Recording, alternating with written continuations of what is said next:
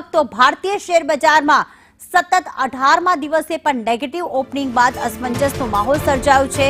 Market ખુલતાની સાથે જ કડાકો બોલાયો। Sensex 300 પોઈન્ટથી વધુના ઘટાડા સાથે ખુલ્યો। સેન્સેક્સ હાલ 100 થી 300 પોઈન્ટના ઘટાડા વચ્ચે અથડાઈ રહ્યો છે। નિફ્ટીમાં પણ 60 થી 100 પોઈન્ટના ઘટાડા વચ્ચે કારોબાર થઈ રહ્યો છે। સેન્સેક્સે મહત્વની 72,800ની સપાટી તોડી। ડોનાલ્ડ ટ્રમ્પે નાખેલા ટેરિફની માર્કેટ પર અસર થઈ છે। મેક્સિકો કેનેડા પર આજથી 25% ટેરિફ લાગુ કર્યા છે।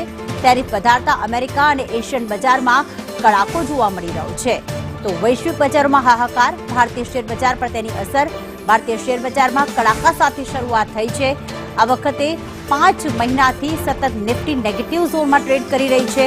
સેન્સેક્સ હોય, નિફ્ટી હોય, બેંક નિફ્ટી હોય, તમામ નેગેટિવ કડાકા સાથે હાલમાં ખુલ્યા છે અને હાલમાં 100 થી 300 પોઈન્ટનો ઘટાડો સેન્સેક્સમાં જોવા મળી રહ્યો છે। નિફ્ટી પણ 60 થી 100 પોઈન્ટની વચ્ચે ઘટાડા સાથે ટ્રેડ કરી રહી છે।